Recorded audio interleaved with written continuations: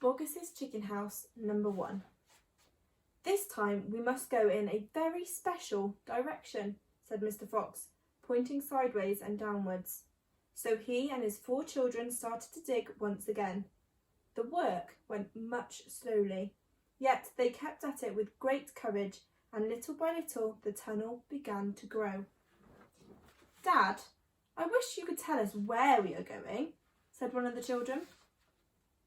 I dare not do that, said Mr. Fox, because this place I am hoping to get to is so marvellous that if I describe it to you now, you would go crazy with excitement. And then, if we fail to get there, which is very possible, you would die of disappointment. I don't want to raise your hopes too much, my darlings. For a long, long time they kept on digging, for how long they did not know, because there were no days and no nights down there in the murky tunnel. But at last, Mr. Fox gave the order to stop. I think, he said, we had better take a peep upstairs now and see where we are. I know where I want to be, but I can't possibly be sure we are anywhere near it. Slowly, wearily, the foxes began to slope the tunnel towards the surface. Up and up it went, until suddenly they came to something hard above their heads, and they couldn't quite go any further. Mr. Fox reached up to examine this hard thing. It's wood, he whispered. Wooden planks. What does that mean, Dad? It means, unless I'm very much mistaken, that we are right underneath somebody's house, whispered Mr. Fox. Be very quiet now while I take a peek. Carefully, Mr. Fox began pushing up one of the floorboards. The board creaked, almost terribly, and they all ducked down, waiting for something awful to happen. Nothing did. So Mr. Fox pushed up the second board, and then, very, very cautiously, he poked his head up through the gap. He let out a shriek of excitement. I've done it! He yelled. I've done it for the first time! I've done it! I've done it! He pulled himself up through the gap in the floor and started prancing and dancing with joy. Come on up, he sang. Come on up and see where you are, my darlings. What a sight for a hungry fox. Hallelujah! Hooray, hooray! The small foxes scrambled up out of the tunnel. What a fantastic sight it was. They were in a huge shed. The whole place was teeming with chickens. There were white chickens and brown chickens and black chickens by the 1,000. Boggus's Chicken House number 1, cried Mr. Fox. It's exactly where I was aiming at. I hit it slap in the middle. First time. Isn't that fantastic? And, if I do say so myself, rather clever. The small foxes went wild with excitement. They started running around in all directions, chasing the stupid chickens. Wait, ordered Mr. Fox. Don't lose your heads. Stand back, calm down. Let's do it properly. First of all, everyone have a drink of water. They all ran over to the chicken's drinking trough and lapped up the lovely cool water.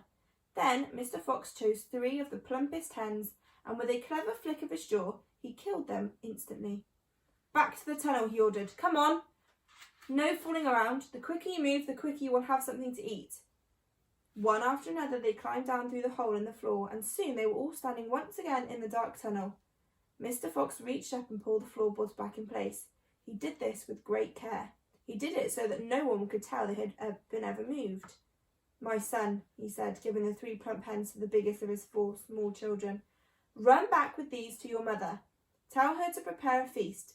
Tell her the rest of us will be along in a jiffy as soon as we have made a few other arrangements. Chapter 11. A surprise for Mrs. Fox. The small fox ran back along the tunnel as fast as he could, carrying the 3 plump hens. He was exploding with joy. Just wait, he kept thinking. Just wait until Mummy sees these. He had a long way to run, but he never stopped once on the way, and he came bursting upon Mrs. Fox. Mummy! He cried out of breath. Look, Mummy, look! Wake up and see what I brought you. Mrs. Fox, who was weaker than ever now from lack of food, opened one eye and looked at the hens. I'm dreaming, she murmured, and closed her eye again. You're not dreaming, Mummy. They're real chickens. We're saved. We're not going to starve. Mrs. Fox opened both eyes and sat up quickly. "But my dear child," she cried, "where on earth?" "Boggis's chicken house number 1, spluttered the small fox. "We tunnelled right up underneath the floor, and you've never seen so many big fat hens in all your life. And Dad said to prepare a feast. They'll be back soon." The sight of food seemed to give new strength to Mrs. Fox. "A feast it shall be," she said, standing up. "Oh, what a fantastic fox your father is. Hurry up, child, and start plucking those chickens." Far away down in the tunnel, Mr. Fox was saying, "Now for the next bit, my darlings. This one will be as easy as pie. All we have to do is dig a little tunnel from here to there." "To where, Dad?" "Don't ask so many questions. Start digging." Chapter 12. Badger. Mr. Fox and the 3 remaining small foxes dug fast and straight. They were all too excited now to feel hungry or tired. They knew they were going to have a whacking great feast before long, and the fact that it was none other than Boggis's chickens they were going to eat made them gurgle with laughter every time they thought of it. It was lovely to realise that while the fat farmer was sitting up there on the hill waiting for them to starve, he was also giving them dinner without him knowing. "Keep digging," said Mr. Fox. "Not much further." All of a sudden, a deep voice above their heads said, "Who goes there?" The foxes jumped. They looked up quickly, and they saw, peeking through a small hole in the roof of the tunnel, a long, pointed, furry face. "Badger!" cried Mr. Fox. "Foxy!" cried Badger. "My goodness me! I'm glad I found someone at last. I've been digging around in circles for 3 days and nights, and I haven't the foggiest where I am." Badger made the hole in the ceiling bigger and dropped down beside the foxes. A small badger, his son, dropped down after him. "Haven't you heard what's happening on the hill?" Badger said excitedly. "It's chaos. Half the wood has disappeared, and there are men with guns all over the countryside. None of us can get out, even at night. We're all starving to death." "Who's we?" asked Mr. Fox. "All us diggers. That's me and Mole and Rabbit and all our wives and children. Even Weasel, who can usually sneak out of the tightest spot, is right now hiding down my hole with Mrs. Weasel, 6 kids. What on earth are we going to do, Foxy? I think we're finished." Mr. Fox looked at his 3 children and he smiled. The children smiled back at him, sharing his secret. "My dear old Badger," he said, "this mess you're in is all my fault." "I know it's your fault," said Badger furiously, "and the farmers are not going to give up till they've got you. Unfortunately, that means us as well. It means everyone on the hill." Badger sat down and put a paw on his small son. "We're done for," he said softly. "My poor wife up there is so weak she can't dig another day." "Nor can mine," said Mr. Fox. "And yet at this very minute she is preparing for me and my children the most delicious feast of plump, juicy chickens." "Stop!" cried Badger. "Don't tease me, I can't stand it." "It's true!" cried the small foxes. "Dad's not teasing. We've got chickens galore." "And because everything is entirely my fault," said Mr. Fox, "I invite you to share my feast. I invite everyone to share it. You and Mole and Rabbit and the Weasel and all of your wives and children. There'll be plenty of food to go around, I can assure you." "You mean it?" cried Badger. "You really mean it?" Mr. Fox pushed his face close to Badger's and whispered darkly, "Do you know where we've been?" "Where?"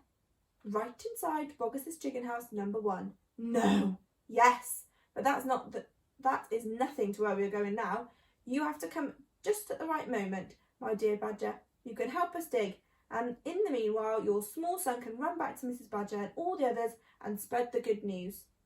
Mr. Fox turned to Small Badger and said, "Tell them they are invited to a fox's feast. Then bring them down here and follow this tunnel back until you find my home." "Yes, Mr. Fox," said the Small Badger. "Yes, sir, right away, sir. Oh, thank you, sir." And he scrambled quickly back through the hole in the roof of the tunnel and disappeared.